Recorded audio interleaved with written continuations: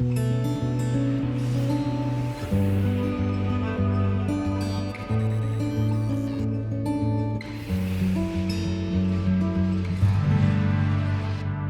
began to wake up when I was in elementary school. Adults were teaching me that the way to protect myself from a nuclear explosion was to duck under my desk and cover my head. That's when my serious questioning began. A couple of years later, I had a direct experience of universal energy. It happened one day when I was riding on a school bus, gazing out the window. I had a vision of a whirlpool pattern, and I just knew that the flow of energy I was seeing was the same in an atom as in our entire solar system.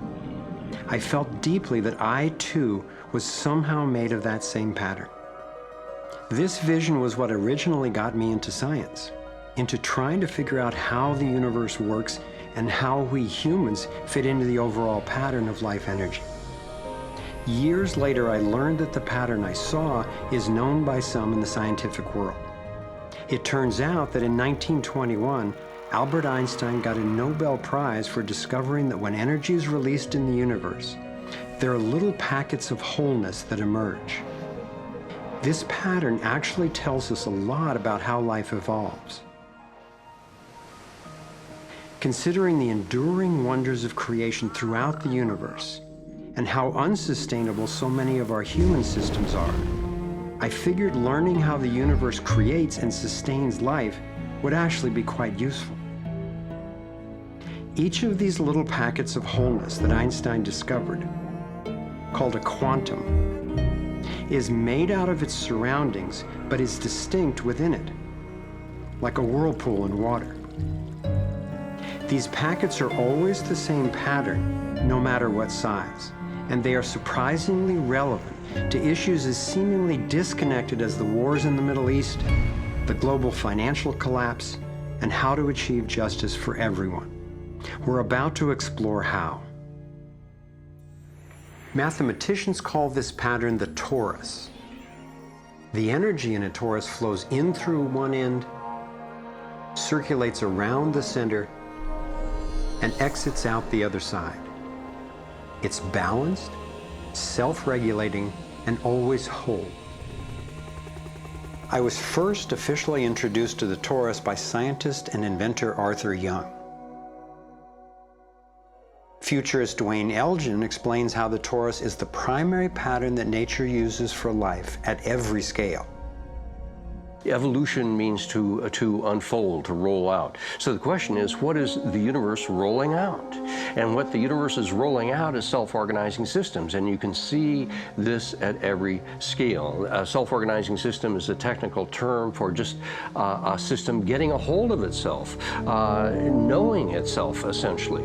And if we go to nature, we can look at and we can see these self-organizing forms throughout. We can see it in the cross-section of an orange, the cross-section of an apple. We can see it in the dynamic nature of a tornado. We can see it in the magnetic field around the Earth, a similar magnetic field around an individual. We can see it in the structure of an entire whirlpool galaxy.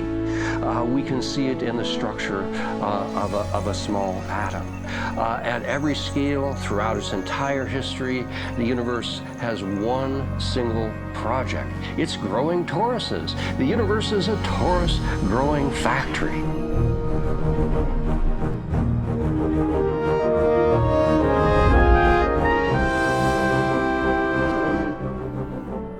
These toroidal dynamics are visible at various scales. One of them is at the galactic level, which are huge spinning structures with billions of stars in it. Looks like typically big arms of galaxies spinning around, and they have vortices that goes from the center out to the edge of the galactic halo that surrounds them. Stars move from this galactic disk out to the halo, down the vortices, and back out again. Stars like Arcturus, for instance, we know have done that path already.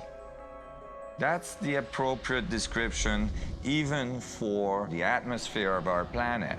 The weather goes from the North Pole down to the equator and then back up, from the South Pole up to the equator and then back down. Even the dynamics on the surface of the sun are very similar. Of course, here we're looking at it from an external perspective on a small scale model. When you look at the solar system embedded in the galaxy, embedded in the cluster, embedded in the supercluster, we're traveling in this boundless sea of infinite torus flow.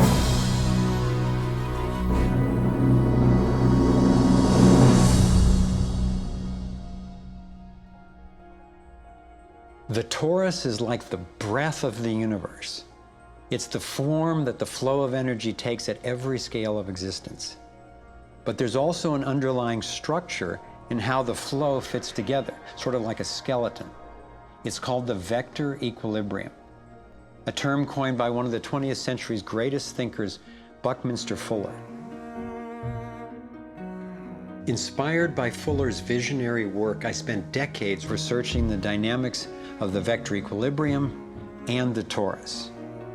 I became so excited by the potential of the toroidal energy form that in 1997 I co-founded a multidisciplinary think tank called the Sequoia Symposium to study the pattern and explore its applications.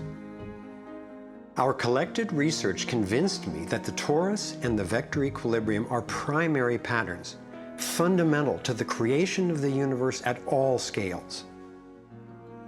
At the Sequoia Symposium gatherings, I learned of inventors who claimed they were using the torus dynamic as the basis for devices that generated energy without combustion.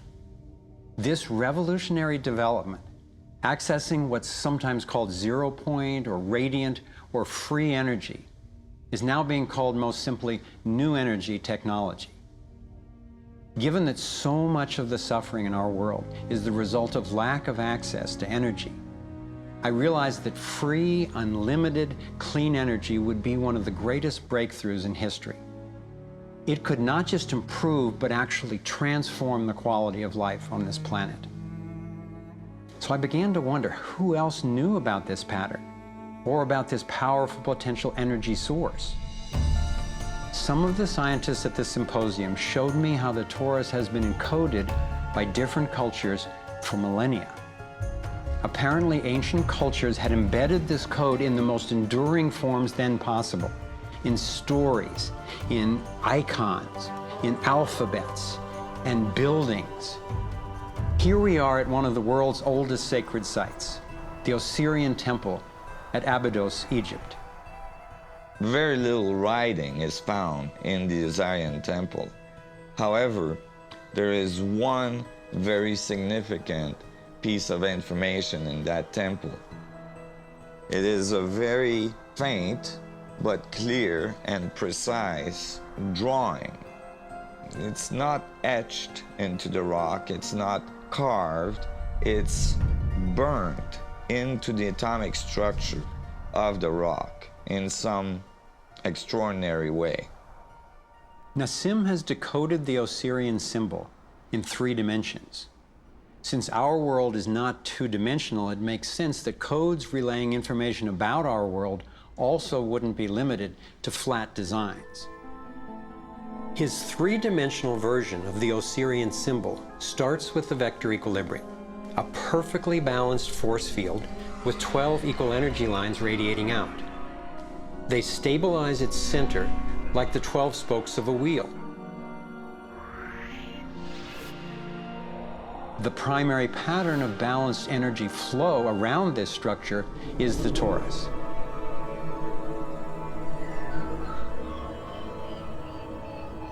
Here we expand to the next larger scale with a total of 64 pyramids called tetrahedra.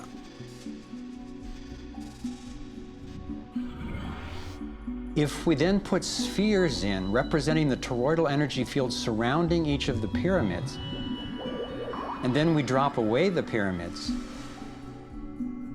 we end up with a matrix that is, amazingly, an exact overlay for the Osirian icon, a three-dimensional model of the same pattern that was burned into the rock wall of the Egyptian temple thousands of years ago.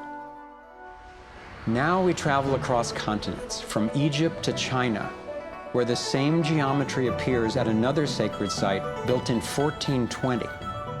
Then you go to the Forbidden City, where the sun gods reside, and where you find at the entrance the Fu Dogs, the guardians of the knowledge. They guard the knowledge under their paw. The same geometry of 64 energy units is encoded again.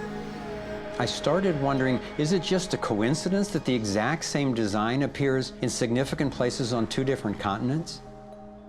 But then Nassim showed me that this geometry of 64 is encoded time and again in cultures across the centuries and from all over the world. The Hebrew Kabbalistic tree of life creates the same structure we just saw, with the vector equilibrium again embedded at every level. The ancient Chinese system of wisdom called the I Ching is based on 64 hexagrams, symbols with 6 lines in a set, some continuous, some broken. These can be put together as the 6 edges of a tetrahedron, and together would form the 64 tetrahedron crystal.